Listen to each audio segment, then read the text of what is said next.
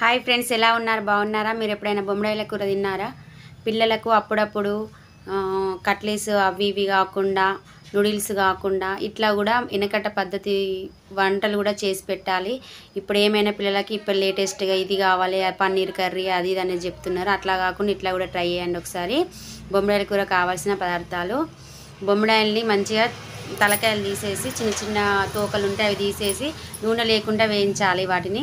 తర్వాత కావాల్సినవి కారము, అల్లం వెల్లిపాయ పేస్ట్, చింతపండు రసము, ఉల్లిగడ్డ, పచ్చిమిర్చి, పచ్చిదనాల పొడి.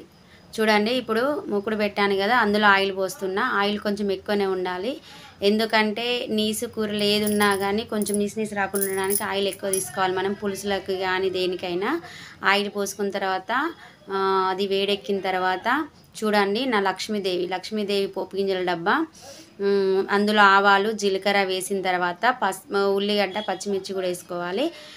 నేను పసుపు వేస్తున్నా. పసుపు వేసిన తర్వాత ఉల్లిగడ్డ, పచ్చిమిర్చి వేస్తా. చూడండి, ఉల్లిగడ్డ, పచ్చిమిర్చి వేసిన తర్వాత వాటిని మంచి గోలనివ్వాలి. ఎట్లా అంటే రెడ్ కలర్ వచ్చేసరికి గోలాలి. ఎంత బాగా అనిపిస్తున్నాయి, చాలా బాగున్నాయి కదా. పిల్లలకి బయట ఫుడ్ తినిపించకండి, ఇంట్లోనే కొత్త కొత్త వెరైటీగా కర్రీస్ కానీ ఏదైనా తినేటివి కానీ చేసి పెట్టండి తప్ప బయటికి పెట్టకండి.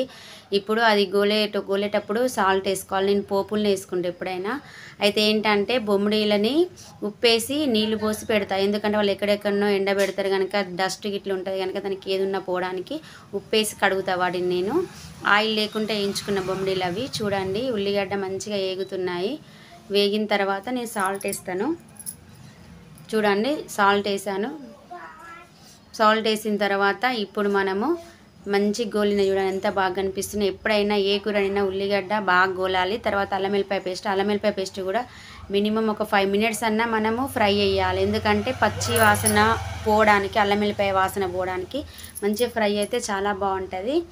చూడండి, ఇప్పుడు ఫ్రై అయింది కదా, మంచి గోలిన తర్వాత నేను ఏం చేస్తానో చూడండి. తర్వాత బొమ్మడాయిలు వేస్తాను. చూడండి ఎంత బాగా కనిపిస్తున్నాయి బొమ్మడాయిలు. తర్వాత ఇప్పుడు నేను కారం వేస్తున్నా. నాకు కొంచెం స్పైసీగా కావాలి, మా ఇంట్లో వాళ్ళకి మాకు పులుసు కనుక ఇంకా స్పైసీ కావాలి, అందుకే నేను 2 స్పూన్లు వేసాను కారము, పెద్ద స్పూన్తో. మంచిగా కారం కూడా కొంచెం గోలాలి, బాగా గోలనివ్వద్దు, ఎందుకంటే మాడు వాసన వస్తుంది. ఇప్పుడు ఆ బొమ్మడాయిలు మంచిగా కడుక్కొని అందులో వేసేసేయాలి. వేసేసి మంచిగా కలపండి. విషయం ఏంటంటే బొమ్మడాయిల కూర ఎప్పుడు వండినా ప్రొద్దున కాకుండా సాయంత్రం వండుకోండి.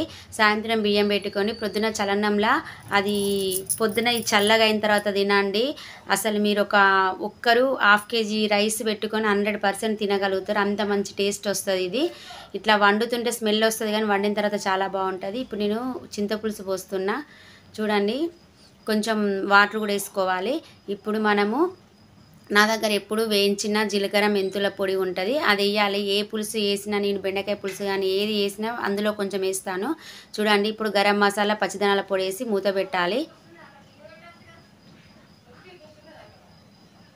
చూడండి, పచ్చిదనాల పొడి వేసిన తర్వాత మీకు కనుక ఇంకా కొంచెం స్పైసీగా కావాలంటే కొంచెం లవంగాలు వేసుకోవాలి. ఇప్పుడు చూడండి, ఉడికిన తర్వాత దగ్గరికి వచ్చింది కర్రీ. ఇప్పుడు గరం మసాలా వేసి తినాలి. Okay friends, thank you friends, bye.